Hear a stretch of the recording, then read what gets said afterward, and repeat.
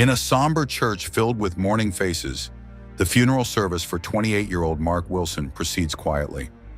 The priest's eulogy echoes through the sacred walls until a strange vibration breaks the silence. As whispers spread through the congregation, the coffin's mysterious trembling grows stronger. The priest approaches with trembling hands and slowly lifts the lid. What he discovers next will make your blood run cold. Inspired by a true story, stay tuned for the remarkable real story behind this video. But before we start our story, smash the like button, make sure to subscribe, and hit the notifications bell so you won't miss any new stories. Thunder rumbled in the distance as mourners filed into St. Michael's Church for Mark Wilson's funeral. Dark clouds had gathered overhead, casting an unnatural gloom over the proceedings. The loss of someone so young, just 28 years old, had sent shock waves through the community.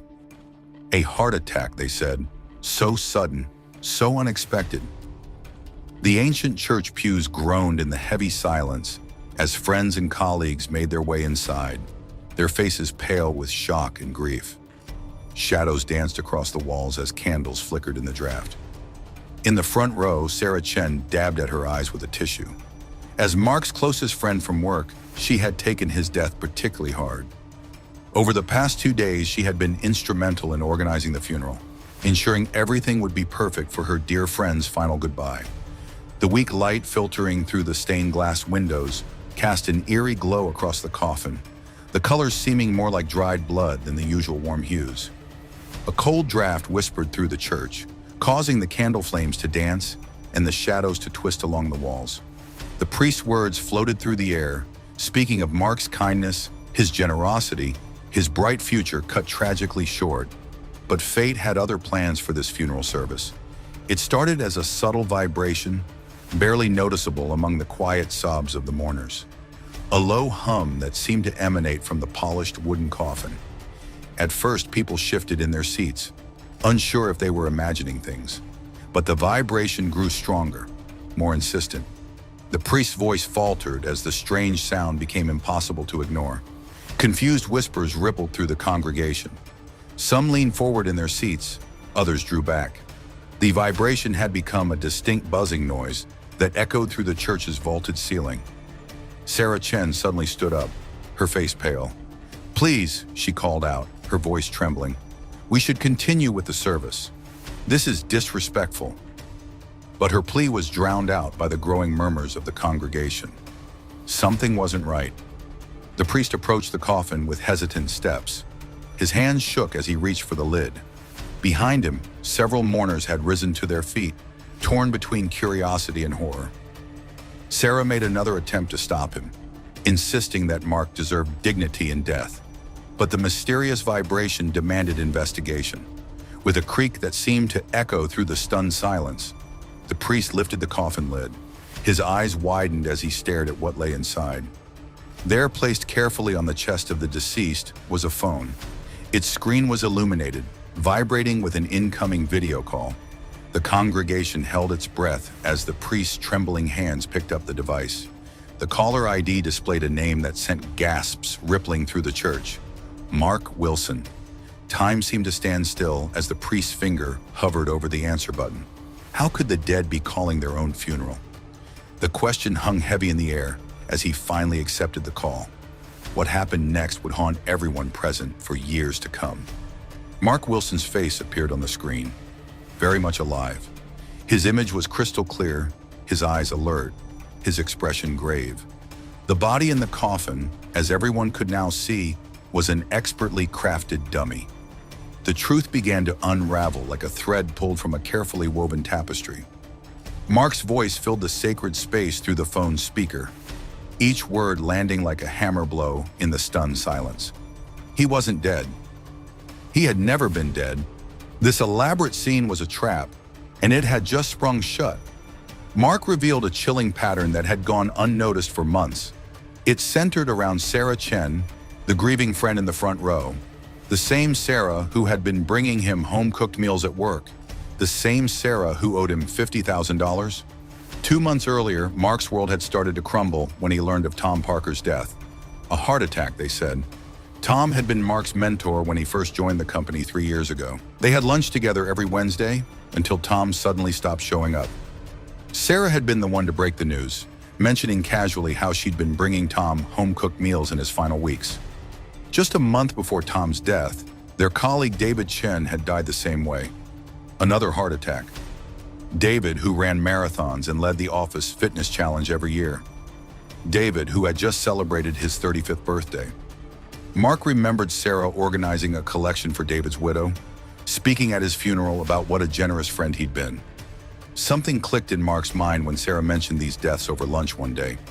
Tom and David had both confided in Mark about lending Sarah money, substantial amounts for a can't-miss investment opportunity.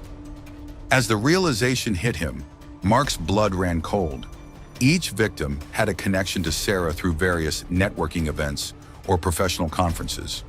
Each had provided her with significant loans, and each had died unexpectedly, their deaths attributed to natural causes. The pattern was as simple as it was deadly. Sarah would borrow money, claiming she had found a promising investment opportunity. Then came the friendship, the caring gestures, the home-cooked meals. Finally, a sudden death, always ruled as natural causes. And there was Sarah, the devoted friend, organizing the funeral, grieving appropriately, moving on to her next target. When Sarah started bringing Mark lunch, he recognized the warning signs, the same routine she had followed with her other victims. He began documenting everything, each meal she brought, every conversation they had. He saved text messages where she discussed her investment opportunity and kept records of the money he had lent her. Instead of eating the food, he had it tested at a private laboratory. The results confirmed his suspicions. Traces of cyanide, carefully measured, administered slowly over time. The poison was being mixed into the home-cooked meals Sarah brought him 3 times a week, building up in what would have appeared to be a natural progression toward heart failure. Mark took his evidence to the police. Detective James Morrison, who had investigated one of the previous deaths but found nothing conclusive at the time, saw the pieces falling into place. Together, they formulated a plan to catch Sarah in the act. The operation required perfect timing and absolute secrecy. They needed Sarah to believe she had succeeded. A team of medical professionals helped create detailed documentation of Mark's supposed death. The dummy in the coffin was crafted by forensic experts to withstand casual inspection. Every detail had to be perfect to maintain the illusion. The priest staggered backward, his face ashen as he realized what this meant. The words escaped his lips in a horrified whisper. "Dear God, no!" He was standing next to a serial killer, someone who had turned friendship into a weapon, kindness into a tool for murder. Sarah's composed facade cracked. She bolted for the door, but her escape was cut short. Several mourners stood up, revealing themselves as plainclothes police officers. They had been waiting for this moment, positioned strategically throughout the congregation. The church doors opened, and Mark Wilson walked in, flanked by more officers. His presence, alive, breathing, walking, was the final piece of evidence. Sarah's carefully constructed world of deception crumbled as handcuffs clicked around her wrists. Detective Morrison stepped forward from among the mourners, reading Sarah her rights. The woman who had played the role of grieving friend so many times now stood exposed before her intended victims' families. Some of these family members had been invited to the funeral specifically for this moment, finally learning the truth about their loved ones' deaths. The truth emerged in waves of horror. This wasn't just about one attempted murder. This was about a series of calculated killings, disguised as tragic accidents, hidden behind a mask of friendship and care. Sarah Chen had perfected her technique. The concerned friend, the grieving survivor, the helpful colleague who organized funerals for her own victims. Mark's elaborate plan had worked perfectly, using Sarah's own pattern against her. She had attended this funeral just as she had attended all the others, to maintain her innocent appearance, to complete her performance of grief. The events of that day brought unexpected healing to the community.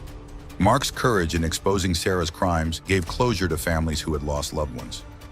The case made national headlines, leading to the reopening and solving of similar cases across the country. Thanks to Mark's careful documentation and creative thinking, countless lives were potentially saved. And you, what would you do if you noticed something suspicious about someone close to you? Would you have the courage to take action like Mark did? The chilling true story.